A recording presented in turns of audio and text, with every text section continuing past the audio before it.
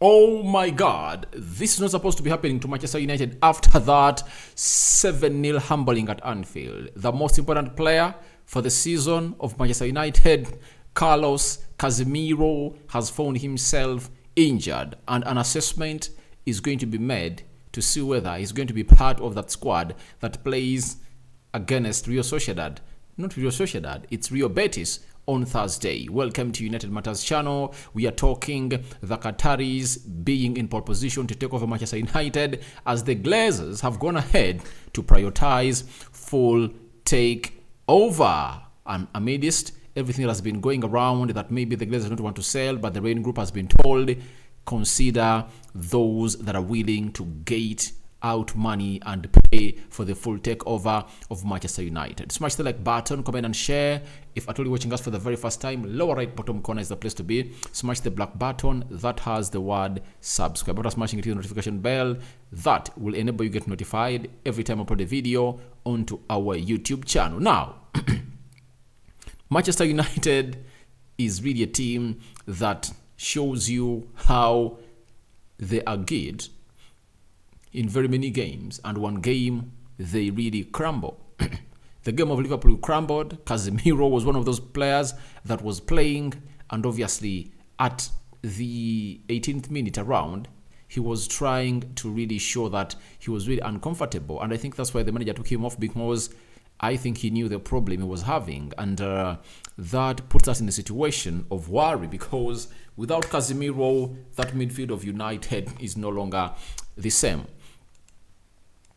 Now, we've been told by Rob Dawson, he's a United correspondent for ESPN, that Casemiro will be assessed by medical staff ahead of the game against Real Betis on Thursday after he picked up an injury against Liverpool. We are being told that he picked up the injury against Liverpool.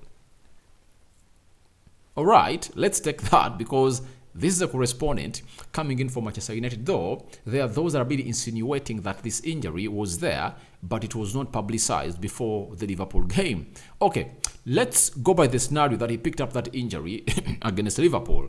What does it mean for Manchester United? Real Betis is a very good team, but I think the most important game for United is the game over the weekend. We have a chance to resettle, already settle the score in Spain. And I believe, however good Real Betis are, and I saw them draw with Real Madrid goalless over the weekend, they can't come to Old Trafford and they really beat us. I know shocks can happen in the game of football. Even without Casemiro, we can beat this team. I believe you put Scott McTominay and Sabitzer in the double pivot, Bruno Fernandes ahead of them, Sancho wide, then maybe Garnacho and Rashford. We can beat them. We can beat them. We can beat them at Old Trafford. What is the best gift or best apology these players of United should give to the fans of Manchester United? By humbling Real Betis at Old Trafford. That's what they're supposed to do. And that is what Liverpool players did. Having been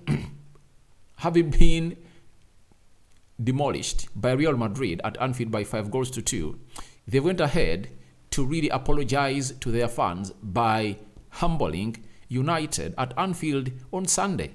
So, Casemiro shouldn't be forced in this game. I believe this game we have another chance to see ourselves getting into the quarterfinals of the UEFA Europa League.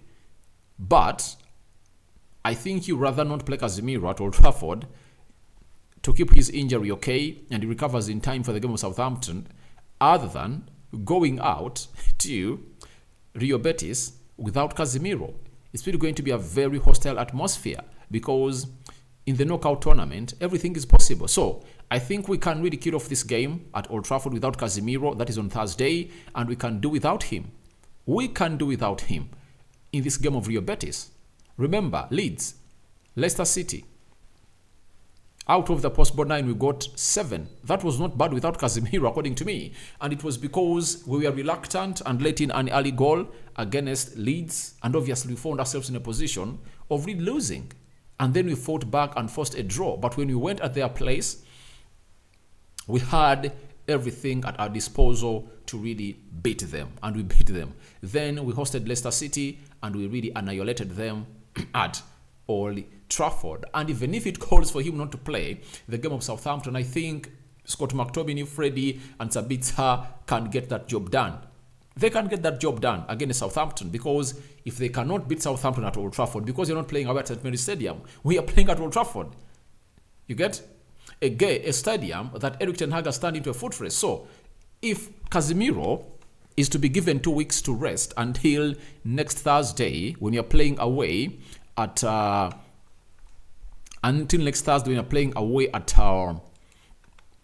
Sociedad, that is Sevilla, then I believe that's what should be done, because we shouldn't risk Casemiro. And I think we should even play a gimmick to find ourselves in a position of Casemiro missing out onto the international friendly. And I must be thinking about it, because Ten Hag needs Casemiro to rest. He might tell him, you have your spot at Brazil cleared, tell them that you are injured, and you won't play those games, because all these games, we can't win them without Casemiro. What are next fixtures? Can I really put them on the screen? Let me see whether I can find myself putting them onto the screen. Where is the website stuff? Website, where are ye? All right, let me just see whether this can really bring them out very well, because, all right, I think it has fitted. Thank you, Holy Spirit, for granting me the energy and knowledge to think like this. Now, when you look at the next fixtures of Manchester United until the international break, we are playing Rio Betis on Thursday, Southampton at Old Trafford, then we play Rio Betis away, and then we play Fulham at Old Trafford in the FA Cup quarter-final. That is the 6th round of the FA Cup. And now, on 2nd April, we return playing away at Newcastle.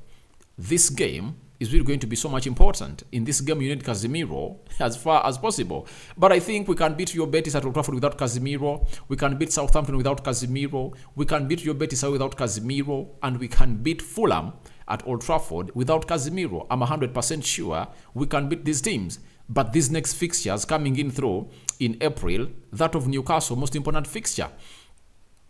Newcastle, and I think after us relegating out or knocking out Rio Betis, if at all grants us that favor, we'll be in a position to come in and play in another quarterfinal of the UEFA Europa League. But I think Ten Hag is this kind of manager who doesn't cross the bridge before he reaches it. And if at all Casemiro is assessed and he's feeling okay to play against Rio Betis, I think he's going to bring him along, according to me.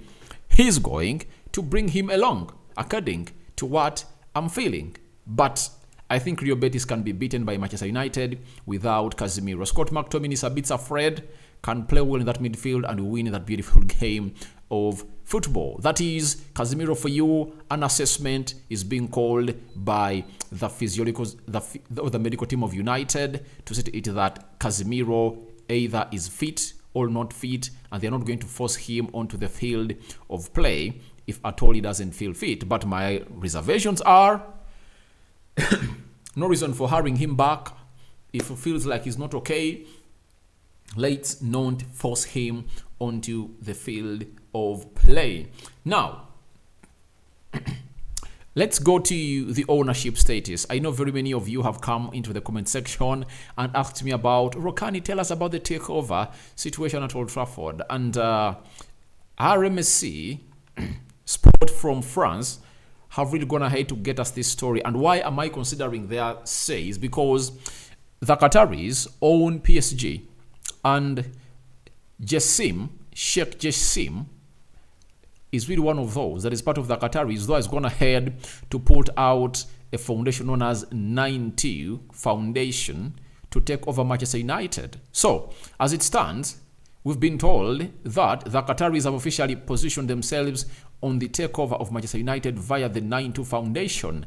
They are in pole position to take over Manchester United. Have you heard that? Have you heard that? That the Qataris are in pole position to take over Manchester United under their foundation or initiative known as 92 Foundation. Guys, this is music to my ears. One, If you watch the game of Liverpool very well, do you remember the substitute bench that Liverpool had? You get?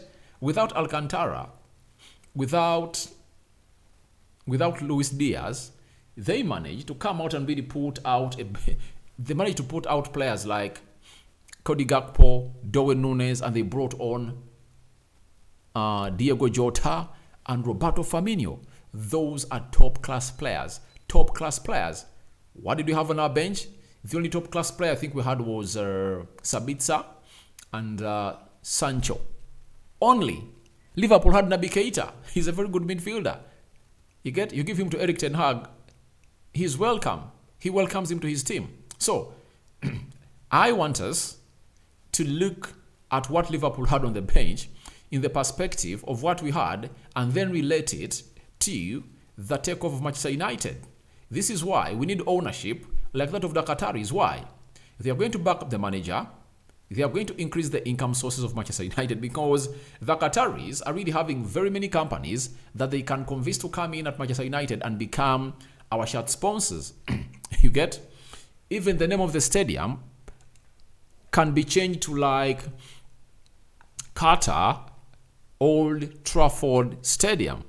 And for that only, we can find ourselves bagging in close to £500 million. That's it.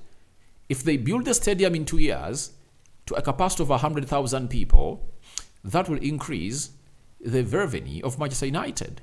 Secondly, if they build around lots of facilities that are really going to go on and really hold like events at Old Trafford, the services around the club, like restaurants, hotels, and very many more other things, they can find themselves in a position of putting out an income that is really going to let United be one of the most earning clubs in the world. And I've always told you one thing that people have not yet known, and I've just seen some people trying to dive into it, but I said it like a month back when this thing of the Qataris came to our know and the bids were soon going in. I said, all I want is an owner, pay off the Glazers, again, invest in the club, clear off our debts, then the rest is going to be history. Why? We've been performing badly, and we've been able to make an income of close to £700 million a year. That means if we find ourselves in a situation of having people like the Qataris clearing off the debt because some money has been going as dividends to the Glazers, close to 40 or 50 million pounds per year, the Glazers have been paid, and in total for the last 17 years the Glazers have seen milk close to 2 billion pounds out of Manchester United. 2 billion pounds out of Manchester United. You get? That money would have been enough to self-sustain this club. And if the Qatar is coming through, they clear the debt, they build the stadium, improve the services at Carrington, build a hotel, and do other things that are going to start bringing money for Manchester United, we are on the verge of going back to the top with Erik ten Hag. If they back Erik ten Hag in the summer, they get him like Frankie de Jong, Victor Osimhen, Sabitzer. They get him a central defender like Kim Min-jae. Close to 5 signings in. I tell you, we are going to be competing for every trophy. Champions League, Carabao Cup, FA Cup, Premier League, on the same level as Man City. If Ten Hag is coming in through and trying to go ahead and really compete with Liverpool, Arsenal, Manchester United, Man City, Liverpool, and so on and so forth, and Chelsea, when they are spending much and is not having such a backing, what is going to happen if at all we get in the Qataris? And it's good news that they are in the pole position, and trust me, no one can beat the Qataris because they made a bid of £5 billion. And the moment you make your first bid as £5 billion, it means you are willing to stretch to £6 billion that the Glazers want. I think Sheikh Jassim Al Thani wanted to really stretch it to a level that Sir Jim Ratcliffe can't reach. Sir Jim Ratcliffe can't exceed 4.5 billion pounds. This man, at only his first bid, he has reached the level that Sir Jim Ratcliffe can't reach. Sir Jim Ratcliffe can't reach 5 billion pounds. Qataris are coming in through to take over this club, and trust me, this process is really going to end when the Qataris have taken over Manchester United, because the Rain Group has been ordered by the Glazers to do this. The Rain Group have indicated the Glazers are still willing to accept a takeover by prioritizing offers to complete a full buyout for Manchester United. Have you heard? They are willing and they are prioritizing a complete full buyout for Manchester United. So, who is having the money that the Glazers are wanting? It's the Qataris. And guys, do you still have a doubt about this? Then we've been told that Manchester United staff have been assured there should be clarity on the club's ownership situation before the end of the season, despite concerns that the process has stalled. Now, the Glazers are not staying. They aren't. Why? The moment they bring in an investor to get in more money, that means they are selling part of their shares. What does that mean? Decrease in dividends and decrease on the shares, meaning that even if that club is sold next year at 6 billion pounds, it won't go into their hands. That's it. It won't go in their hands, because they would have gone ahead to sell like 20% or 30%. And what they want is to be majority shareholders, because you're a majority shareholder, you decide on what happens to the team. And obviously, the 31% shareholders, Qatari wants to buy them out too. He wants 100% ownership of the club of Manchester United. So, as it stands, the process looks like it's stalled, but the Glazers want a full sale. We've been told that at least 2 US-based equity funds have indicated they would be willing to purchase a minority share for Manchester United, but have been told by Rain Group that the takeover bids will be considered first. Have you heard that? Meaning that the Glazers are really doing the needful to sell this club completely. And who is reporting this?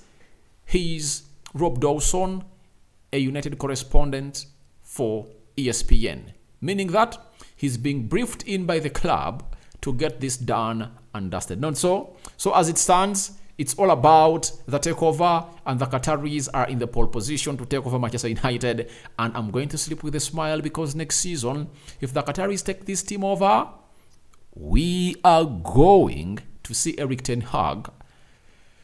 Haging, cooking, and obviously revenging to these teams that have gone ahead to treat him bad. So guys, your thoughts onto the huge Casemiro blow are welcome in the comment section below. Then, are you happy or not happy with the not Sir Jim Ratcliffe, it's the Qataris, Sheikh Jassim Al Thani in pole position to take over Manchester United, because the Glazers are considering the takeover bids first, not the investment. So guys, this is United Matters channel. Guys, I sign out for now. Good morning, good night, and I cover you all in the precious blood of Jesus Christ. May the Almighty Lord bless you abundantly. Rokan David is my name. Don't forget to subscribe. How do you subscribe? Lower right bottom corner, smash the black button that has the word subscribe. After smashing it, hit the notification bell. That will enable you to get notified every time I upload a video onto this channel. Me out for now.